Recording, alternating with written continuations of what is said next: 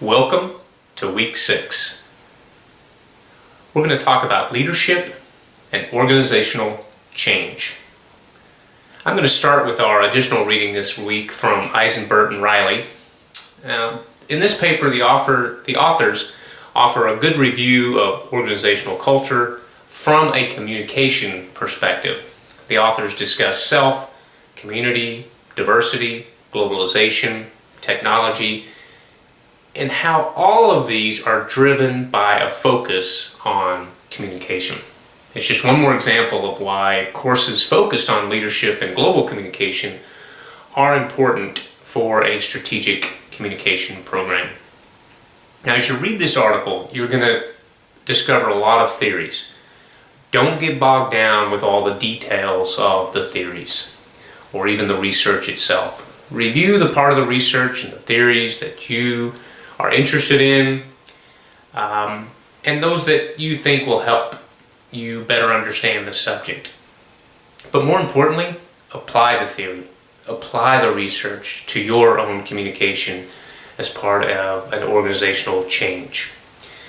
One quote that I'll give you from the article is that employee commitment is a requirement for a successful organization, and you guessed it, this commitment must be earned by the leader through vision, energy, sacrifice, and investment. Again, that importance of leadership and, of course, that tie-in with communication. All right, moving to our primary text, Hackman and Johnson, starting with chapter 8. Our authors focus, first of all, on the important communication task of leaders. They offer that communication is not contained within the organization. Instead, communication is the organization. In other words, communication is not just a part of what we do as organizational leaders.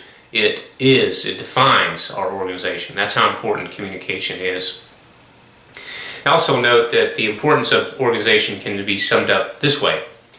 We're born in organizations, educated by organizations.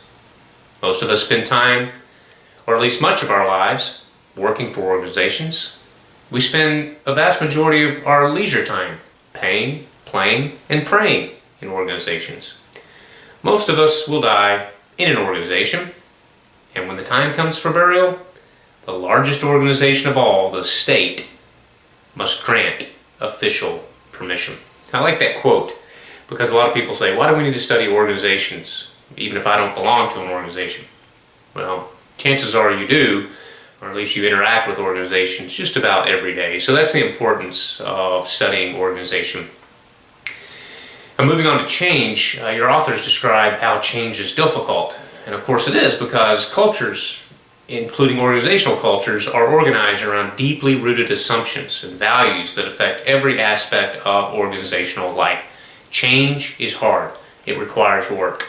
It takes leaders, strong leaders, to help that organization through change. Now, key habits or rituals for building the 4 types of energy that will be required for change include physical, emotional, mental, and spiritual. These start on page 244 in your text. I encourage you to read through those and consider incorporating some of these habits into your own life. Even just 1 or 2 from each of the categories can make a huge difference, especially in the long term. Now, I will tell you that one of the quotes that I liked from chapter 8 was this one, which reads, "Information has little value unless it is shared or disseminated." It reminds me of a quote that an admiral gave me one time.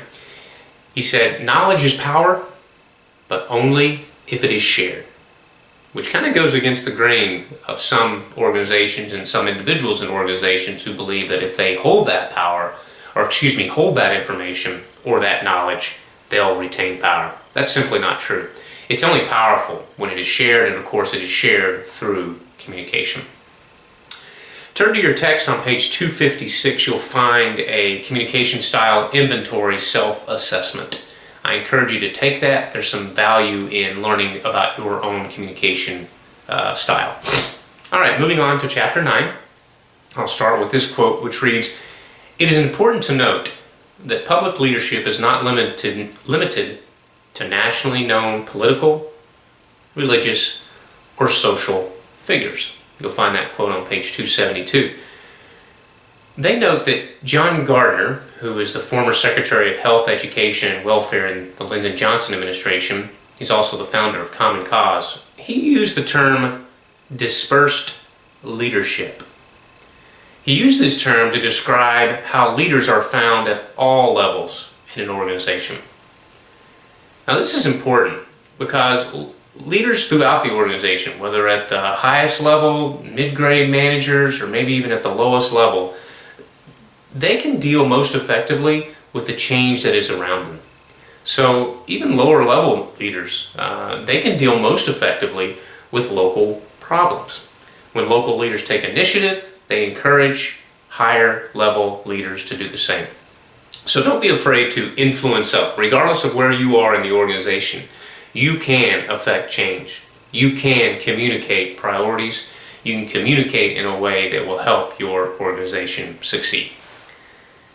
All right, for those not involved in public relations, I know we have several public relations folks in the course, but for those that may not be familiar, there's some good common public relation tasks that you may want to review on page 273. It may give you some insights into some other things that we've talked about in the course. And part of this chapter is dedicated to public speaking. Now, in the interest of full disclosure, I'm a little biased. I am a public speaking coach and teacher. And so I agree with the authors when they talk about the importance of public speaking. They describe public speaking as a significant tool for all types of public leaders. As a matter of fact, our authors wrote that it is hard to think of effective leaders who don't have at least some public speaking ability. Again, I agree, and there are some good tips in this chapter to help you improve your public speaking. You can review these starting on page 277. And of course, I'll remind you what Ronald Reagan said about effective public speaking. One of the great communicators of our time said, to be an effective public speaker, you need to be brief, be sincere, and be seated. I agree. I'll also recommend that you look at page 279. There's a nice summary of how to lead speeches through special occasions. Regardless of whether or not you do this on a routine basis in your organization, I suspect that many of you have been called on or will be called on to offer some special occasion speeches. And there's a nice review and some tips in there that you might find helpful. I'll close with a quote from Mahatma Gandhi, which says, "We must be the change we wish to see in the world." Great quote, and a great way to summarize the lessons that we're learning this week. I'll close as I always do by reminding you to stay ahead with all assignments, stay engaged in the discussion board, and enjoy this time of learning.